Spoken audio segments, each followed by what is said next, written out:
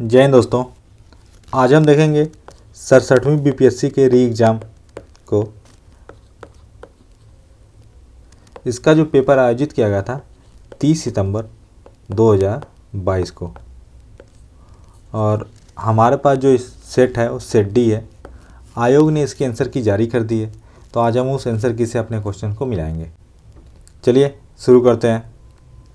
जो हमारा पहला क्वेश्चन था कि रोमन साम्राज्य से व्यापारिक संबंध किसने स्थापित किए थे, तो इसका आयोग ने आंसर दिया है चेरा ने। नेक्स्ट हमारा मुस्लिम शासक जिसका साम्राज्य दार उल इस्लाम का एक भाग माना जाता था, तो ये कौन था? इल्तुतमिश का जो साम्राज्य था वह। इसके बाद जो हमारा अगला क्वेश्चन है, इनमें से किसने खलीफा की शक्ति का विरोध किया था, तो ये अलाउद्दीन खिलजी ने इसका विरोध किया था। नेक्स्ट जो हमारा क्वेश्चन है कि तुगरिल खान ने किसके शासनकाल के दौरान विद्रोह किया था, तो ये विद्रोह किया गया था बलबन के शासनकाल में। इसके बाद अगला क्वेश्चन है सर्वप्रथम किस मुगल शासक ने ब्रिटिश के विरुद्ध संघर्ष किया था, तो यह किया गया था सबसे पहले औरंगजेब के द्वारा। इसके बाद जो अगला क्वेश्चन है कि कौन से सामाजिक सुधार विलियम बेंटिक ने प्रारंभ किए थे। सबको पता है कि एवोल्यूशन ऑफ सती मतलब सती प्रथा का उन्मूलन विलियम बेंटिक द्वारा किया गया था। उसके बाद विलियम बेंटिक ने किया था धर्म परिवर्तन के कारण अयोग्यता के प्रावधान को हटाया था, और ठगों के संगठित गिरोह का दमन के लिए भी विलियम बेंटिक को जाना जाता है। तो हमारा कौन कौन सा वो हो जाएगा 1, 3 एंड 4, ऑप्शन ये हमारा सही हो जाएगा। नेक्स्ट हमारा क्वेश्चन है कि किसने सिंध विजित कर उसका अधिकरण किया था, तो ये किया गया था नेपियर के द्वारा। इसके बाद जो हमारा अगला क्वेश्चन है भारत में प्रथम जनगणना किस वर्ष प्रारंभ की गई थी, तो ये प्रथम जो जनगणना प्रारंभ हुई थी 1872 में लॉर्ड मायो के टाइम पे। अगला क्वेश्चन था हमारा सुखदेव, भगत सिंह तथा राजगुरु को किस तारीख को फांसी दी गई थी, तो उनको फांसी दी गई थी 23 मार्च 1931 को, और 23 मार्च को हम इसलिए शहीद दिवस मनाते हैं। नेक्स्ट हमारा क्वेश्चन है कि महात्मा गांधी द्वारा 1940 में प्रारंभ किए गए व्यक्तिगत सत्याग्रह के तीसरे सत्याग्रही कौन थे, तो थर्ड सत्याग्रही कौन थे? ब्रह्मदत्त थे। पहले कौन थे? विनोबा भावे थे। दूसरे थे आपके जवाहरलाल नेहरू, और थर्ड थे आपके ब्रह्मदत्त। इसके बाद जो हमारा अगला क्वेश्चन है कि भारत छोड़ो आंदोलन के दौरान खुफिया रेडियो किसने प्रारंभ किया था, तो ये स्टार्ट किया गया था उषा मेहता जी के द्वारा। इसके बाद जो अगला क्वेश्चन है कि मगध शासक बिंबिसार का चिकित्सक कौन था, तो ये था जीवक था उनका चिकित्सक। इसके बाद जो हमारा अगला क्वेश्चन है कि बिहार में तुर्क सत्ता का वास्तविक संस्थापक कौन था, तो इसका श्रेय दिया जाता है इब्न बख्तियार खिलजी को। इसके बाद नेक्स्ट हमारा है बिहार के प्रथम भारतीय गवर्नर कौन थे, तो सत्येंद्र प्रसाद सिन्हा थे प्रथम भारतीय गवर्नर। इसके बाद संथाल विद्रोह के नेता कौन थे, तो ये थे सिद्धू और कान्हू। इसके बाद जो हमारा अगला क्वेश्चन है बिहार का चौरी विद्रोह किस वर्ष हुआ था, तो ये हुआ था 1798 में। नेक्स्ट क्वेश्चन है किस वर्ष उड़ीसा को बिहार से पृथक किया गया था, तो ये किया गया था 1936 में बिहार को उड़ीसा से पृथक किया गया था। इसके बारे में हमने डिटेल में जो बिहार सामान्य परिचय वाला वीडियो था उसमें बताया भी था आप सभी को कि बिहार का विभाजन कैसे कैसे हुआ था। इसके बाद जो अगला क्वेश्चन था प्रथम बौद्ध महासभा कहाँ आयोजित हुई थी, तो ये हुई थी राजगृह में। इसके बाद अगला क्वेश्चन था किस गुप्त शासक ने अपने बड़े भाई की हत्या कर सत्ता प्राप्त की थी, तो ये थे चंद्रगुप्त द्वितीय। नेक्स्ट क्वेश्चन हमारा वर्धन राजवंश की स्थापना किसने की थी, इसकी स्थापना की गई थी पुष्यभूति के द्वारा। इसी वजह से वर्धन राजवंश को भी पुष्यभूति वंश के नाम से भी जानते हैं। इसके बाद जो हमारा अगला प्रश्न है सारगैसो सागर किसका हिस्सा है, तो नॉर्थ अटलांटिक सागर का हिस्सा है सारगैसो सी। नेक्स्ट क्वेश्चन हमारा भारत और चीन के बीच सीमा रेखा को क्या कहा जाता है, तो मैकमोहन लाइन बोला जाता है। इसके बाद जो अगला क्वेश्चन है कि राजस्थान में बहुत कम वर्षा होती है क्योंकि जो हवाएं हैं किसी प्रकार की बाधाओं को पार नहीं करती, जिसके कारण ठंडा होने के लिए आवश्यक ऊंचाई नहीं प्राप्त कर पाती, तो ये मेन रीजन है, इसलिए ऑप्शन सी सही हो जाएगा। इसके बाद देखते हैं हमारा अगला क्वेश्चन है कि निम्न कथनों पर विचार कीजिए भारत में बाघ परियोजना 1973 में चालू की गई थी, तो ये सही है। अगला है कि वर्ष 2022 में राष्ट्रीय जैव विविधता दिवस मनाया गया, जिसकी विषय वस्तु थीम क्या थी, सभी जीवन के लिए एक साझा भविष्य का निर्माण, तो ये भी सत्य था। और अगला क्या, बाघ परियोजना बाघों को संरक्षित करने का एक कार्यक्रम है, तो ये भी सही है, तो ऑप्शन सी हमारा सही हो जाएगा। नेक्स्ट है करेवा किस प्रकार की खेती के लिए प्रसिद्ध है? तो करेवा किसके लिए होता है? केसर के लिए काफ़ी फेमस होता है। अगला क्वेश्चन है, भारत का कौन सा राज्य थोरियम उत्पादन में अग्रणी है? तो केरल थोरियम के उत्पादन में अग्रणी है। नेक्स्ट क्वेश्चन हमारा, अखबारी कागज उद्योग निम्न में से किस स्थान पर अवस्थित है? तो ये कहाँ है? नेपानगर में। नेक्स्ट हमारा जो क्वेश्चन है, भारत में प्रथम कोयला खान कहाँ खोदी गई थी? तो ये खोदी गई थी रानीगंज में। इसके बाद जो हमारा अगला क्वेश्चन है कि भारत की जनगणना 2011 के अनुसार सबसे अधिक अनुसूचित जनजाति कौन सी है? तो सबसे अधिक अनुसूचित जनजाति है भील आपकी। नेक्स्ट है, बिहार राज्य का कुल भौगोलिक क्षेत्रफल कितना है? तो आपको कई बार बताया गया था 94,163 स्क्वायर किलोमीटर है बिहार का कुल भौगोलिक क्षेत्रफल। इसके बाद जो हमारा अगला क्वेश्चन है कि बिहार का शोक किस नदी को कहा जाता है? तो कोसी नदी को बिहार के शोक के रूप में जाना जाता है। नेक्स्ट क्वेश्चन है कि बिहार के किस जिले में तेल्हाड़ कुंड जलप्रपात अवस्थित है? तो ये कैमूर जिले में स्थित है। अगला जो हमारा क्वेश्चन है, एशिया की सबसे बड़ी एवं ताज़ा जल वाली गोखुर झील बिहार में कहाँ पे है? तो एक कांवर झील है जो कि बिहार की पहली रामसर साइट भी थी। इसके बाद अगला जो हमारा क्वेश्चन था, बिहार के किस जिले में सबसे अधिक सोने का भंडार मिलता है? तो मिलता है आपका जमुई में। नेक्स्ट क्वेश्चन है, बिहार के किस जिले को सिल्क सिटी के नाम से जाना जाता है? तो भागलपुर को सिल्क सिटी के नाम से जाना जाता है। नेक्स्ट क्वेश्चन है, भारत की जनगणना का 2011 के अनुसार बिहार में महिला साक्षरता दर क्या है? तो ये 51.50% थी, जो कि हमने बिहार की जो जनगणना वाला वीडियो था उसमें आप सभी को कराया हुआ था। और ऊपर जो कांवर लेक वाला क्वेश्चन था इसको भी आपको कराया था, जो जिसमें फॉरेस्ट रिपोर्ट आपको कराई गई थी। नेक्स्ट क्वेश्चन है, सौर मंडल का प्रधान आकाशीय पिंड कौन सा है? तो ये सबको पता है, सूर्य प्रधान आकाशीय पिंड है। नेक्स्ट क्वेश्चन है, पृथ्वी की आंतरिक परत नीफे के निर्माण में किन तत्वों की प्रचुरता होती है? तो निकिल और फेरम की, इसीलिए इसको क्या बोलते हैं? नीफे। ठीक। नेक्स्ट क्वेश्चन हमारा, भौगोलिक अपर्दन चक्र की संकल्पना इनमें से किसने प्रस्तुत की थी? तो ये की गई थी WM डेविस के द्वारा। अगला क्वेश्चन है कि हमारा जो आपकी रोरिंग 40s होती हैं, फ्यूरियस 50s और श्रिंकिंग 60s जो होती हैं तो कहाँ पाई जाती हैं? तो दक्षिणी गोलार्ध में पाई जाती हैं और ये हैं क्या? आपकी ओशन करेंट्स हैं। इसके बाद जो अगला हमारा क्वेश्चन है कि लोकसभा में सामान्यतः कितने सत्र होते हैं? तो सामान्यतः 3 सत्र आयोजित होते हैं लोकसभा में। अगला जो हमारा प्रश्न है, स्वतंत्र भारत के प्रथम विधि आयोग के अध्यक्ष कौन थे? तो ये थे MC सेतलवाद। अगला जो क्वेश्चन है, भारत में यदि एक राज्य एक चुनाव लागू किया जाए तो भारतीय संविधान के किस अनुच्छेद में संशोधन की आवश्यकता होगी? तो इसका जो आयोग ने आंसर दिया है ऑप्शन ई। इसके बाद नेक्स्ट हमारा क्वेश्चन है, किस राज्य में पंचायत व्यवस्था नहीं है? तो इसका भी ऑप्शन ई हो जाएगा क्योंकि एक से अधिक राज्यों में पंचायत की व्यवस्था नहीं है। इसके बाद जो हमारा अगला क्वेश्चन है कि प्रत्येक राज्य में लोकसभा की सीटों का निर्धारण परिसीमन आयोग द्वारा किया जाता है। इस परिसीमन को किस वर्ष तक रोक दिया गया है? तो इसको रोक दिया गया है 2026 तक। इसके बाद जो अगला क्वेश्चन है, सर्वोच्च न्यायालय क्या है? तो आपका मानव अधिकारों का संरक्षक भी है, संविधान का अंतिम विवेचक भी है और आपका एक संघीय न्यायालय भी है। तो ऑप्शन ही आपका हो जाएगा यहाँ से। नेक्स्ट क्वेश्चन है, पंचायतों की वित्तीय स्थिति की समीक्षा के लिए राज्य सरकार प्रत्येक 5 वर्षों में क्या गठित करती है? तो एक फाइनेंस कमीशन का गठन किया जाता है। तो ऑप्शन डी। अगला है, जो सामुदायिक विकास उसका उद्देश्य क्या है? तो इसका उद्देश्य क्या है कि आपका मानव पूंजी का निर्माण करना, पर्यावरण संरक्षण, समृद्ध जीवन। तो ऑप्शन ही आपका जो हो जाएगा क्योंकि एक से अधिक इसमें सही होंगे। नेक्स्ट क्वेश्चन है, 2022 के भारत के 16वें उपराष्ट्रपति चुनाव के लिए निर्वाचक मंडल में कितने सदस्य थे? तो कितने थे आपके? 788 सदस्य। दोस्तों हमने जो वाइस प्रेसिडेंट वाला वीडियो बनाया था उसमें आपको प्रॉपरली बताया था कि कितने आपके निर्वाचक मंडल में सदस्य हैं, कितने ने वोट दिया था और कितने वोटों से अपने जो नए उपराष्ट्रपति साहब हैं जगदीप धनखड़ जी, उन्होंने विजय प्राप्त की थी। इसके बाद जो अगला क्वेश्चन है, भारत का राष्ट्रपति कितनी बार पुनः चुनाव के लिए पात्र होता है? तो ऑप्शन सी से हो जाएगा कितनी भी बार। ये भी हमने जो राष्ट्रपति के इलेक्शन वाला वीडियो था उसमें आप सभी को बताया था।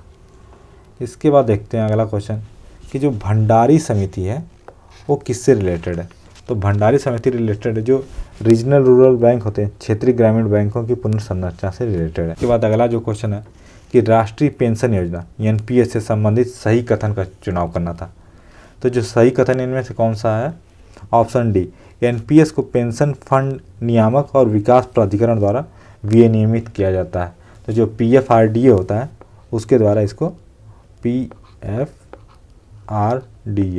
इसके द्वारा इसको रेगुलेट किया जाता है। इसके बाद जो अगला है, निम्नलिखित में से कौन सा भारत के बजट 2022-23 की प्राथमिकताओं में सम्मिलित नहीं है?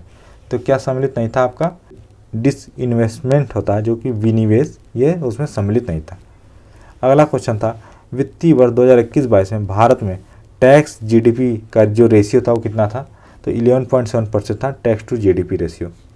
इसके बाद जो अगला क्वेश्चन था, वस्तु वर्गीकरण और समूहों के अनुसार विश्वव्यापी निर्यातों में भारत का हिस्सा वर्ष 2018 में कितना था? तो यह था आपका लगभग 1.7%। अगला जो हमारा क्वेश्चन है कि चतुर्थ अग्रिम अनुमान के अनुसार वर्ष 2020-21 में भारत में गेहूं का कुल उत्पादन कितना है? तो यह था 109.5 मिलियन टन उत्पादन हुआ था। इसके बाद जो हमारा अगला क्वेश्चन है कि जीवंत ग्राम कार्यक्रम के संबंध में सही कथन का चयन करना था। तो सही कथन क्या है? ये उत्तरी सीमा पर सीमावर्ती गाँव के विकास के लिए ये जो प्रोग्राम है। तो ऑप्शन सी हमारा सही हो जाएगा। अगला जो हमारा क्वेश्चन है कि बिहार के आर्थिक सर्वेक्षण 2021-22 के अनुसार गलत कथन को चुनना था। तो जो ऑप्शन सी है कि बिहार में प्राथमिक क्षेत्र में 2.8% की दर से वृद्धि हुई, यही कथन गलत था। इसके बारे में जो बिहार का इकोनॉमिक सर्वे वाला वीडियो था उसमें हमने प्रॉपरली बताया था कि आपका प्राइमरी सेक्टर में कितनी वृद्धि दर्ज की गई, सेकेंडरी में, टर्सरी में, प्रॉपरली आपको उस वीडियो में बताया गया था। इसके बाद नेक्स्ट क्वेश्चन जो हमारा है कि शहरीकरण के बढ़ते स्तर के अनुसार बिहार के निम्न जिलों का सही क्रम क्या था? तो ये जो क्रम कौन सा है? नालंदा, मुंगेर और पटना। इसके बाद जो हमारा अगला क्वेश्चन है कि बारदोली सत्याग्रह का सफल नेतृत्व किसने किया था? तो इसका नेतृत्व किया गया था वल्लभ भाई पटेल के द्वारा। नेक्स्ट क्वेश्चन हमारा कि कौन 1946 में भारत भेजे गए कैबिनेट मिशन का एक सदस्य नहीं था? तो कौन इसका सदस्य नहीं था? आपका जो रैमसे मैकडोनाल्ड थे उसका सदस्य नहीं थे। बाकी एवी अलेक्जेंडर, पैथिक लॉरेंस और स्टेफर्ड क्रिप्स इसके सदस्य थे। नेक्स्ट है कि जो गांधी इरविन पैक्ट हुआ था, समझौता, किस वर्ष हुआ था? तो ये हुआ था 1931 में। इसके बाद जो हमारा अगला क्वेश्चन है कि भारतीय राष्ट्रीय कांग्रेस ने किस सत्र में पूर्ण स्वाधीनता का प्रस्ताव पारित किया था? तो ये पारित हुआ था 1929 का जो लाहौर का सेशन था उसमें। इसके बाद जो हमारा अगला क्वेश्चन है कि सुभाष चंद्र बोस ने निकोबार द्वीप को नया नाम दिया था। तो कौन सा? जो स्वराज द्वीप है उसको नया नाम दिया गया था। इसके बाद जो हमारा अगला क्वेश्चन है कि फरवरी 1922 में पुलिस चौकी में आग लगाने की घटना से संबंधित चौरी चौरा कहाँ पे है? तो उत्तर प्रदेश में चौरी चौरा, जो कि गोरखपुर में पड़ता है। नेक्स्ट क्वेश्चन है कि खुदीराम बोस ने किस स्थान पर किंग्सफोर्ड की हत्या का प्रयास किया था? तो यह किया गया था मुजफ्फरपुर में। इसके बाद जो अगला क्वेश्चन है कि आज़ाद दस्ता बिहार में किस आंदोलन के दौरान सक्रिय रहा था? तो ये जो क्विट इंडिया मूवमेंट हुआ था, जो कि भारत छोड़ो आंदोलन, उसके दौरान सक्रिय रहा। इसके बाद जो हमारा अगला क्वेश्चन था कि 1946 ईस्वी में गठित अंतरिम सरकार के मंत्रिमंडल में श्रम विभाग जो लेबर डिपार्टमेंट है किसको सौंपा गया था? बाबू जगजीवन राम को। अगला क्वेश्चन है हमारा 1942 ईस्वी में किस त्यौहार के अवसर पर जयप्रकाश नारायण हजारीबाग जेल से निकले थे? तो दीपावली के अवसर पर निकल गए थे। नेक्स्ट क्वेश्चन है कि डॉक्टर राजेंद्र प्रसाद को संविधान सभा का सभापति कब चुना गया था? इनको चुना गया था दिसंबर 1946 में। इसके बाद जो हमारा अगला क्वेश्चन है कि सीमांत गांधी के नाम से कौन जाने जाते थे? तो खान अब्दुल गफ्फार खान। नेक्स्ट है झांसी की रानी लक्ष्मीबाई की मृत्यु कहाँ पर हुई थी? तो हुई है ग्वालियर में। इसके बाद जो हमारा अगला क्वेश्चन है कि बंगाल विभाजन के विषय में किसने कहा था कि विभाजन हमारे ऊपर बम की तरह गिरा? तो ये कहा गया था सुरेंद्र नाथ बनर्जी जी द्वारा। नेक्स्ट क्वेश्चन है कि सरदार उधम सिंह ने किसे मारा था? तो सरदार उधम सिंह ने किसको मार दिया था? माइकल ओडायर को। इसके बाद हमारा मैथ का सेक्शन स्टार्ट हो जाता है। अगर दोस्तों आपको मैथ वाले सेक्शन का सॉल्व वीडियो चाहिए तो आप हमारे कमेंट सेक्शन में कमेंट करेंगे। ये जो हमारा अगला क्वेश्चन है कि एक घड़ी सुबह ठीक 6 बजे सेट की जाती है, ये घड़ी 24 घंटे में 10 मिनट आगे बढ़ जाती है। दूसरे दिन ये घड़ी 11 बजे पूर्वाह्न इंगित करती है। तो सही समय क्या हो रहा होगा? उस समय हो रहा होगा 10:48। नेक्स्ट क्वेश्चन है हमारा 5 और 6 बजे के बीच किस समय घड़ी की दोनों सुइयाँ एक साथ होंगी? तो ये जब 5:27 सही 3/11 हो रहा होगा तब होंगे एक साथ। नेक्स्ट क्वेश्चन हमारा कि अनिल और सुमन मिलकर किसी काम को 12 दिनों में कर सकते हैं, जिसे अनिल अकेला 20 दिनों में कर सकता है। यदि सुमन को अकेले काम करना पड़े तो सुमन कितने दिन में करेगी? 30 दिनों में करेगी। नेक्स्ट क्वेश्चन जो हमारा कि 55 विद्यार्थियों की एक कक्षा में 34 को क्रिकेट खेलना पसंद है, 26 को बैडमिंटन खेलना पसंद है। साथ ही साथ प्रत्येक विद्यार्थी 2 खेलों में से कम एक खेल खेलना पसंद करता है। तो कितने विद्यार्थी क्रिकेट और बैडमिंटन दोनों खेलना पसंद करते हैं? तो टोटल 5 विद्यार्थी हो जाएंगे। नेक्स्ट क्वेश्चन है कि 2 प्राकृतिक संख्याएं कौन सी हैं जिनका गुणनफल 2400 और वर्गों का योगफल 5200? तो ये दोनों संख्याएं कौन कौन सी हो जाएगी? 60 और 40। इसके बाद नेक्स्ट जो क्वेश्चन है कि 100 और 500 के बीच कितनी संख्याएं 4, 5 और 6 से विभाज्य हैं? तो टोटल कितनी? 7 संख्याएं हो जाएंगी जो 4, 5 और 6 से विभाज्य होंगी। नेक्स्ट क्वेश्चन है कि 70 किलोग्राम के मिश्रण में बालू और सीमेंट का अनुपात 4:1 है। मिश्रण में कितना बालू और मिला दिया जाए कि उसमें बालू और सीमेंट का अनुपात 6:1 हो जाए? तो आपका जब 28 किलो और मिला दिया जाएगा तो रेशियो आपका 4:1 से बढ़ के 6:1 हो जाएगा। नेक्स्ट क्वेश्चन है हमारा कि 150 रुपये प्रति दर्जन की दर से संतरे बेचने पर शशि को 25% की हानि होती है। 20% का लाभ पाने के लिए उसे किस दर पर बेचना चाहिए? तो उसको 240 रुपये के दर्जन पर बेचना चाहिए। नेक्स्ट क्वेश्चन है एक समचतुर्भुज के विकर्णों की लंबाइयाँ 10 सेंटीमीटर और 24 सेंटीमीटर है। तो जो इसका परिमाप होगा कितना होगा? 52 सेंटीमीटर। और जो मैथ का आखिरी क्वेश्चन है कि 140 मीटर लंबी रेलगाड़ी 60 किलोमीटर पर घंटा की चाल से जा रही है और एक कुत्ता उसी दिशा में रेलगाड़ी के समांतर 18 किलोमीटर प्रति घंटा की चाल से दौड़ रहा है। तो रेलगाड़ी कुत्ते को पार कर लेगी कितने समय में? 12 सेकंड में। इसके बाद अब हमारा साइंस वाला सेक्शन स्टार्ट हो जाता है। तो साइंस के सेक्शन में पहला क्वेश्चन है कि आवर्धक कांच में किस प्रकार का लेंस का प्रयोग किया जाता है? तो ये उत्तल लेंस का प्रयोग किया जाता है। नेक्स्ट क्वेश्चन है कि चुंबकत्व का अनुचुंबकीय समचुंबक सिद्धांत निम्न में से किसके द्वारा प्रदर्शित होता है? तो ये प्लेटिनम के द्वारा प्रदर्शित किया जाता है। अगला क्वेश्चन है कि परमाणु के नाभिक में कौन से मूल कण होते हैं? तो कौन कौन से मूल कण होते हैं? प्रोटॉन और न्यूट्रॉन। नेक्स्ट क्वेश्चन है कि जिस धातुकर्म प्रक्रिया के अंतर्गत धातु मिश्रित अवस्था में पाई जाती है तो उसको क्या कहते हैं? उसको हम बोलते हैं प्रगलन।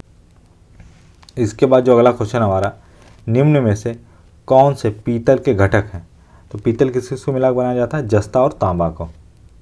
नेक्स्ट क्वेश्चन है कि किसे अनबुझा चूना कहते हैं? तो जो Ca होता है उसको अनबुझा चूना बोलते हैं।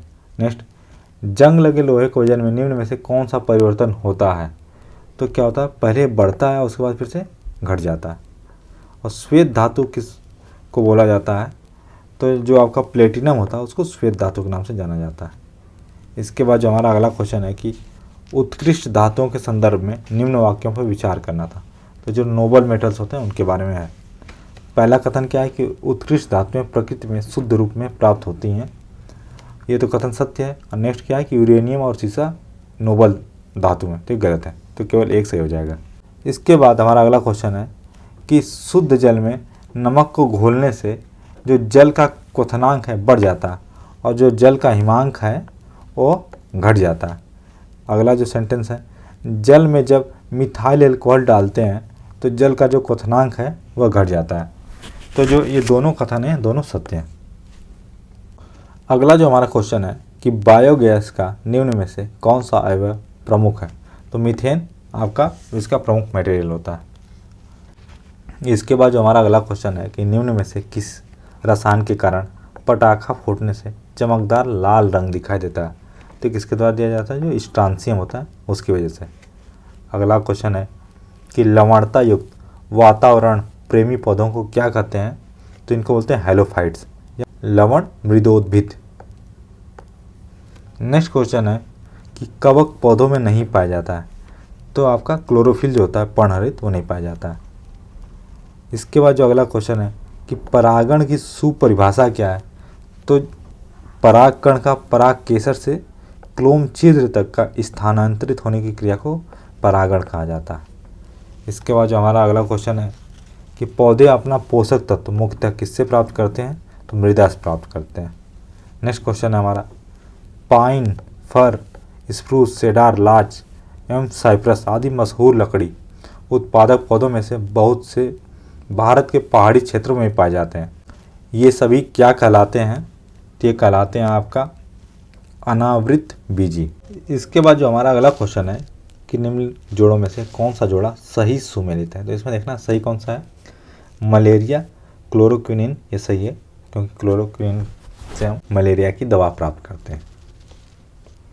इसके बाद जो हमारा है कि लाल रक्त कणिका विहीन जंतु कौन सा होता है? तो आपका केंचुआ होता है। अगला है हमारा कार्बोहाइड्रेट के अपघटनोपरांत अंतिम रूप से क्या बनता है? तो आपका ग्लूकोज बनता है।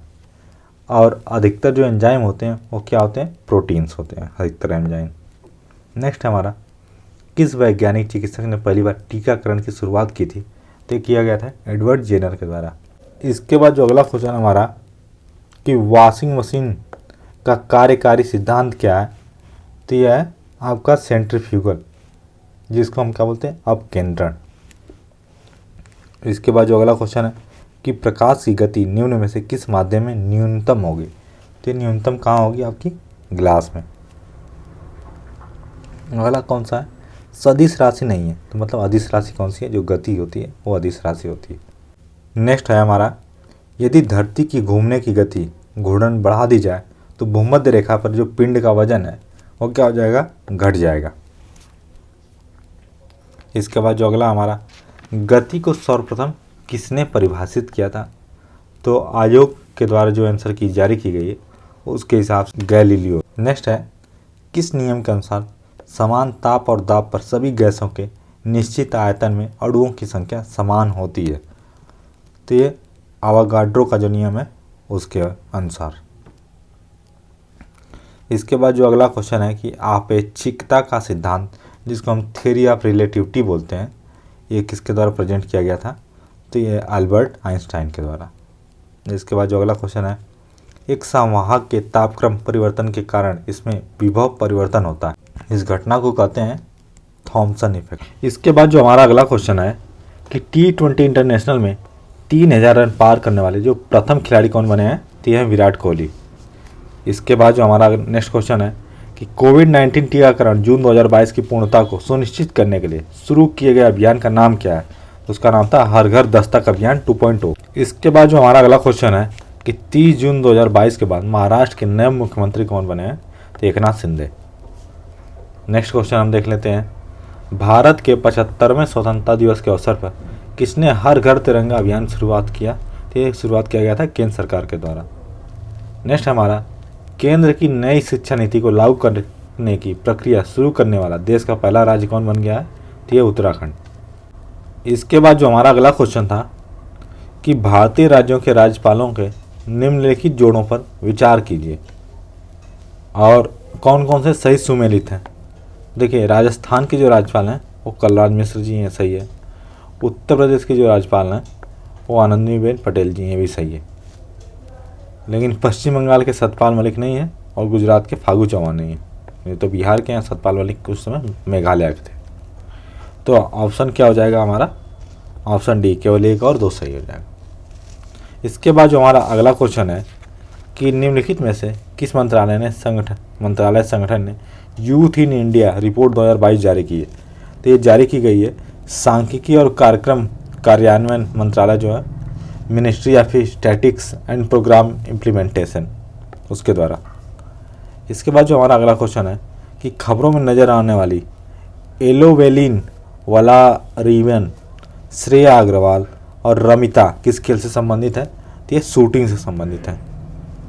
नेक्स्ट हमारा हाल ही में अल्पसंख्यक मामलों के मंत्रालय का प्रभार किसे सौंपा गया? तो ये स्मृति ईरानी जी को सौंपा गया था। इसके बाद जो हमारा अगला क्वेश्चन है कि भारत के 15वें राष्ट्रपति चुनाव के लिए संयुक्त प्रगतिशील गठबंधन यूपीए का उम्मीदवार कौन था? तो ये यशवंत सिन्हा जी थे। नेक्स्ट क्वेश्चन है अपने उपन्यास टॉम्ब ऑफ सैंड रेत समाधि के लिए अंतर्राष्ट्रीय बुकर पुरस्कार प्राप्त करने वाली कौन थी? तो गीतांजलि श्री। बिहार से किसे 2022 में दादा साहब फाल्के भारतीय टेलीविजन पुरस्कार से सम्मानित किया गया है? तो यह दीप श्रेष्ठ। हमने अपने जो करंट अफेयर्स वाले वीडियो थे उसमें आपको बताया भी था कि दीप श्रेष्ठ को दादा साहब फाल्के भारतीय टेलीविज़न पुरस्कार से सम्मानित किया गया। इसके बाद हम देख लेते हैं बिहार का जो इकोनॉमिक सर्वे था 2021-22 के अनुसार वर्तमान में राज्य में शहरीकरण का स्तर क्या था, तो 15.3% है शहरीकरण का स्तर, ये भी बताया जा चुका था। बिहार में खादी के ब्रांड एम्बेसडर कौन है, तो ये बने थे मनोज तिवारी। ये आपका करंट अफेयर्स का न्यूज़ था जो कि करंट अफेयर्स वाले सेक्शन में कवर किया गया था। इसके बाद जो अगला क्वेश्चन है, सीता माता की विश्व की सबसे लंबी मूर्ति 251 मीटर का निर्माण बिहार के किस जिले में किया जा रहा है, तो ये सीतामढ़ी में किया जा रहा था। नेक्स्ट क्वेश्चन था कि एक सूची 1 को सूची 2 से मिलाना था, तो इसमें क्या हो जाएगा, आप इसको मिलाएंगे तो बिहार के राज्यपाल कौन है, श्री फागू चौहान। उसके बाद बिहार के जो इस समय मुख्य न्यायाधीश हैं वह कौन है आपके, तो ये हैं श्री संजय करोल जी। बिहार के मुख्यमंत्री हैं आपके श्री नीतीश कुमार, और बिहार के मुख्य चुनाव अधिकारी हैं श्री HR श्रीनिवास। तो इस तरह से हमारा जो ऑप्शन हो जाएगा, ऑप्शन बी सही हो जाएगा। इसके बाद जो हमारा अगला क्वेश्चन था, बिहार में ऑपरेशन प्रहार किससे संबंधित है, तो ये शराबबंदी से रिलेटेड था ऑपरेशन प्रहार। इसके बाद जो हमारा अगला क्वेश्चन है, बिहार के ऋतिक आनंद ने। नेक्स्ट हमारा क्वेश्चन है, संयुक्त राष्ट्र महासभा ने बहुभाषावाद पर भारत प्रायोजित प्रस्ताव अपनाया है जिसमें पहली बार किस भाषा का उल्लेख किया गया, तो ये हिंदी का उल्लेख किया गया। अगला जो क्वेश्चन है, यूक्रेन में रूस के सैन्य अभियानों पर चर्चा करने के लिए महासभा के आपातकालीन सत्र की अध्यक्षता किसने की, तो किया गया था अब्दुल्ला शाहिद के द्वारा। इसके बाद जो हमारा अगला क्वेश्चन है कि भारत ने फरवरी 2022 में युद्ध प्रभावित यूक्रेन से भारतीयों को लाने के लिए किस मिशन के तहत लोगों को निकाला, तो यह था ऑपरेशन गंगा। नेक्स्ट क्वेश्चन है, हाल ही में चीन ने सक्तेंग वन्य जीव अभ्यारण्य के आसपास के क्षेत्रों पर अधिकारों का दावा किया, यह दावा करते हुए कि यह एक विवादित क्षेत्र है। तो ये वन्य जीव अभ्यारण्य कहाँ पर स्थित है, यह आपका भूटान में स्थित है। इसके बाद जो हमारा अगला क्वेश्चन है कि 2023 में G20 शिखर सम्मेलन की मेजबानी के लिए भारत के किस राज्य केंद्र शासित प्रदेश को चुना गया, तो जम्मू कश्मीर को चुना गया था। नेक्स्ट क्वेश्चन है, संयुक्त राष्ट्र शांति अभियानों के संदर्भ में निम्नलिखित कथनों पर विचार करना था। तो जो संयुक्त राष्ट्र संघ शांति रक्षक बल का प्रयोग केवल अपनी आत्मरक्षा के लिए कर सकते हैं, ये कथन गलत है। नेक्स्ट हमारा, शांति स्थापना अभियान केवल संयुक्त राष्ट्र सुरक्षा परिषद के एक प्रस्ताव द्वारा वापस लिया जा सकता, तो ये कथन सत्य है।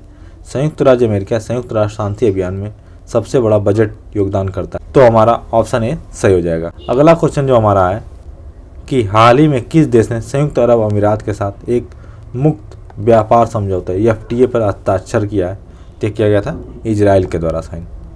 और जो हमारा आखिरी क्वेश्चन है कि आर्कटिक की जलवायु की निगरानी के लिए किस देश ने अपना पहला उपग्रह आर्कटिका M लॉन्च किया, तो लॉन्च किया गया था रूस के द्वारा। तो दोस्तों इस तरीके से हमने देखा जो 67वीं BPSC का एग्ज़ाम हुआ था उसमें जो क्वेश्चन आए थे 150 के 150 क्वेश्चन, और आप लोग इससे अपने क्वेश्चन मिला लीजिएगा। इसके बाद आप हमारे कमेंट सेक्शन में बताइएगा कि आपके कितने बन रहे हैं, जिसके बाद हम जो कट ऑफ की एनालिसिस करेंगे कि कितने कट ऑफ जा सकते। अगर आपको हमारा वीडियो पसंद आए तो आप हमारे चैनल को सब्सक्राइब करें, दोस्तों के साथ शेयर करें और लाइक करें। धन्यवाद।